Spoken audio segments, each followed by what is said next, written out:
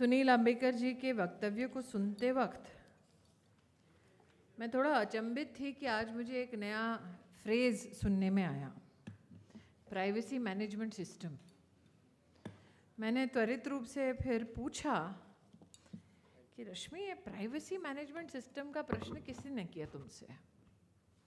अब सुनील जी थोड़ा सचेत मुझे कर रहे हैं, मीडिया है और ये मुझे वर्षों से सचेत करते आए हैं और मैंने कभी इनकी सलाह मानी नहीं है।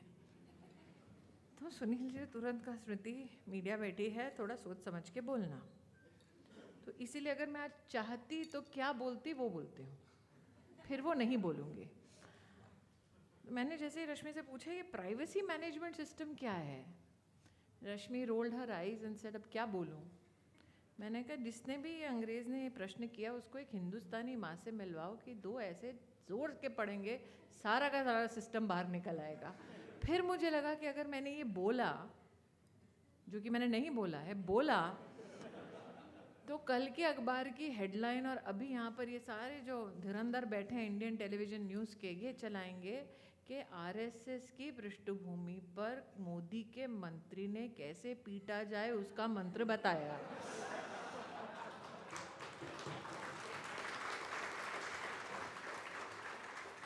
तो सुनील जी की बात का सम्मान करते हुए मैं वो नहीं बोलूँगी। But if I only look at the book, I don't know, Rashmi, what was the problem. Is the problem in page number 135 or 173? अगर आप पृष्ठ 135 पढ़ें तो उसमें उल्लेख है कि कैसे आनंदित मन से कुछ भारतीय प्रकाशन पत्रों ने, मैगजीन्स ने इस बात का उल्लेख किया कि ऑक्सफोर्ड में पहली हिंदुस्तानी महिला ने इतना सम्मान पाया और यूनिवर्सिटी की स्टूडेंट यूनियन की हेड बनी। अब जिन प्रकाशनों का इसमें रश्मि ने उल्लेख किया उनमें से दो तो ऐसे हैं जो मैं पृष्ठभूमि की दृष्टि से कहूँ तो घोर विरोधी हैं। एक ऐसा है जिसके यहाँ पर प्रिंटिंग प्रेस में कांग्रेस का मुखपत्र छपता है, दोनों में से कौन है वो नहीं बोलूँगी, लेकिन एक ऐसा है। और जो कांग्रेस का मुखपत्र छापते हैं उन्होंने भी ये नहीं कहा कि फर्स्ट हिंदू फीमेल प्रेसिडेंट, उन्होंने कहा first Hindustani female president, which means that Rashmi, your problem has been magnified threefold. Not only that you are a Hindu, but also that you are a Hindustani. And not only that you are a Hindustani, also that you are a woman. लेकिन अगर आप 135वें पृष्ठ से 173वें पृष्ठ का जो एक academic journey है, लेखन है, उसके बीच उस सफ़र को देखें तो हिट जॉब दो शब्दों का जो भारतीय राजनीति में कई बार इसका उल्लेख होता है, उसके ऊपर की एक लाइन है। एक हिंदुस्तानी मीडिया हाउस का नाम लिखकर कहा जाता है कि उस न्यूज़ चैनल से कह दो कि ऑक्सफोर्ड अब सनातनी अध्यक्ष के लिए तैयार नहीं है। So I am adding a fourth pillar to your problem, that you are not only Hindu, you are not only Hindustani, you are a woman and सनातनी प्रेसिडेंट। कि दूर बैठा कोई व्यक्ति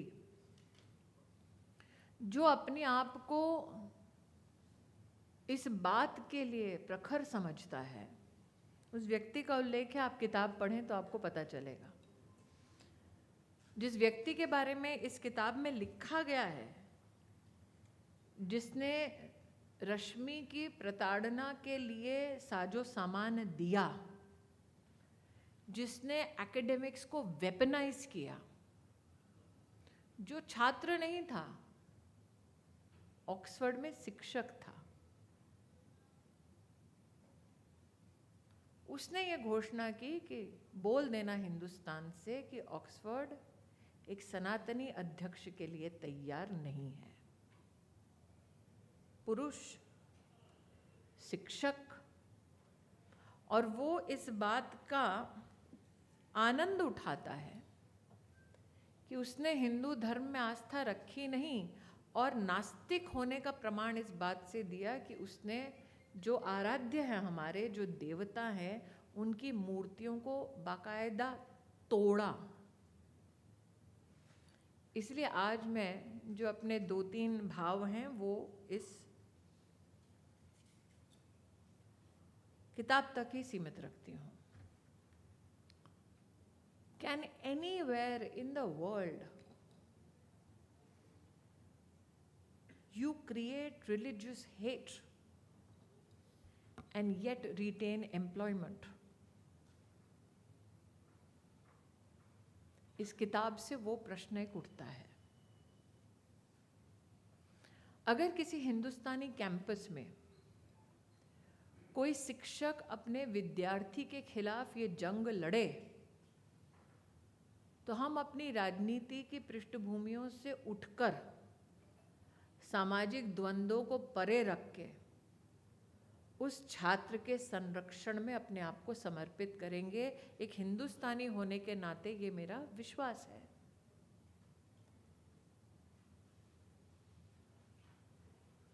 तो जो चुनौती का सामना हुआ, आप सोचें, एक शिक्षक ने जंग को डिक्लेयर किया एक विद्यार्थी के खिलाफ और एकेडमिक सैंक्शन दिलवाया एक छात्र की बुलिंग के लिए। और न सिर्फ एकेडमिक सैंक्शन दिलवाया, उस बिगेटरी को इंस्टीट्यूशनलाइज किया। The institutionalization of hate against a Sanatani woman, that is what this book is about. मैं रश्मि तुम्हारा एक विषय पर विशेष उल्लेख करना चाहती हूँ। तुमने इस किताब में बहुत ही सरलता से एक शब्द का उल्लेख किया हीलिंग के अंतर्गत, पृष्ठ 242, how to deal with the PTSD, post traumatic stress disorder. ये वो मेंटल हेल्थ की सिचुएशन है जो लोग युद्ध पर जाते हैं या किसी फिजिकल अटैक का सामना करते हैं, ऐसे योद्धाओं को PTSD या रेप के विक्टिम्स होते हैं, उनको इस चुनौती से गुजरना पड़ता है। हमारे देश में इसकी चर्चा ज़्यादा होती नहीं है जब आप PTSD से सफ़र करते हैं। रश्मि एक वर्किंग प्रोफेशनल है, and she has absolutely no qualms in saying that I was attacked and it was such a torture mentally that I suffered from PTSD. There is a cost to your conviction. There is a cost to principles. और आपने रश्मि एक जगह पर लिखा है nothing is more valuable than a clear conscience. उसमें अगर मैं संशोधन कर सकूं तो I would have written there is nothing more vulnerable than a clear conscience. Because when you defend emotively. When they attack void of emotions. Because any individual who is inclined towards basic emotions will be empathetic enough to recognize that this girl comes from across the continents, comes without family, is elected to a position for the first time, needs help, needs support. And when I say there is nothing more vulnerable than a clear conscience, there is also an expectation from such a person with such a conscience that people will stand up and speak, and I shall not be the only one seeking defense. इसलिए आज इस सभागार में जितने लोग प्रकाशन की दृष्टिकोण से आमंत्रित हैं, मीडिया से हैं, मैं उनको संबोधित नहीं करती। जो आइडियोलॉजिकल पृष्ठभूमि से हैं, आज मैं उनको संबोधित करती हूँ। मेरा और सुनील जी का काम करने का एक साथ इतिहास लगभग 10 साल पुराना है। And we have both been personal witnesses of the cost for standing up. The fact, Rashmi, you stood up, you paid a price, you survived, you came back, that is the story.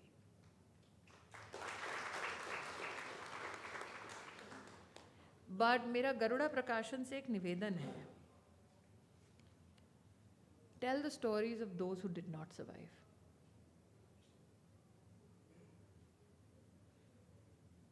मुझे आज भी याद है जब मैं शिक्षा मंत्री बनी इस देश की, मुझसे कहा गया कि जो हिंदी भाषी है वो क्या करेगा उन गलियारों में जहाँ पर जिनके पास ऑक्सफोर्ड और कैम्ब्रिज की डिग्रीज है वो घूमते फिरते हैं। जो ग्रामीण अंचल में आदिवासी समुदाय से हैं उनका क्या काम ऐसे लोगों में, मुझसे कहा गया। जो evolved scientific inquiry based thinkers हैं, मुझे समय लगा ये समझाने में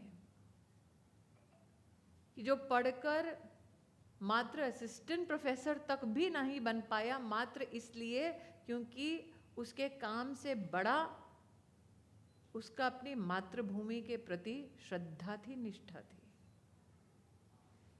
ऐसे कितने करियर्स दफन हुए, एक किताब उन पर भी लिखनी चाहिए।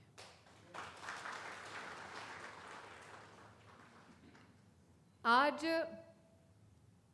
उस दृष्टि से सोशल मीडिया पे हम अपनी बात रख सकते हैं, कोई सुने ना सुने, कोई अनदेखा करे, लेकिन वातावरण कुछ ऐसा भी that if you are persecuted and you belong to the right wing, you can be shamed, you can be destroyed, and no one even will blink an eye, because somewhere the cacophony is that you deserved it. मेरा गरुड़ा प्रकाशन से एक निवेदन है कि अगर कोई किताब लिखी जाए तो उन पर भी जिन्हें बर्बाद किया गया और उनके सर पर एक ठप्पा लगा दिया कि तुम्हारी बर्बादी तुम्हारी निष्ठा की वजह से है। किताबें लिखने का अगर सिलसिला है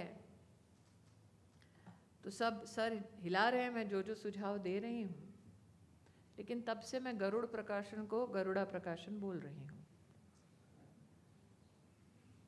वो कौन है जिन्होंने अपनी बोलियों में कहानियां बोली, लेकिन प्रकाशित करने वाला कोई नहीं था,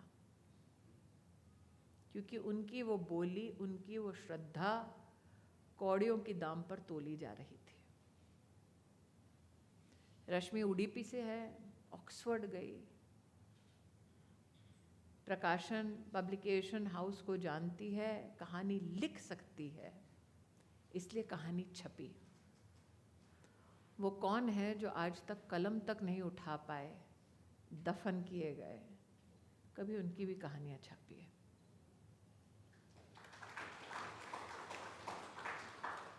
मुझे आने में विलंब हुआ, और अगर विलंब का कारण बताऊंगी तो कई लोग हंसेंगे। शायद इस निष्कर्ष पर भी पहुंचे कि मैं उतनी कम्युनल नहीं हूं जितनी बताई जाती हूं। इस कार्यक्रम से पहले हमारे देश के 1,75,000 हाजी हज की यात्रा पूरी कर आए। उसके लिए भारत सरकार में पैरामिलिट्री फोर्स के कुछ लोग, स्वास्थ्य मंत्रालय से डॉक्टर्स की 400 लोगों की टीम, भेजने वाली पहली मंत्री महिला नहीं, नॉन माइनॉरिटी नहीं बल्कि पहली मंत्री मैं। और एक अजीब मुस्लिम समाज की महिलाओं पर बंदिश थी कि अगर उन्हें हज पे जाना है तो जब तक कोई पुरुष साथ ना हो तो हज नहीं कर सकते।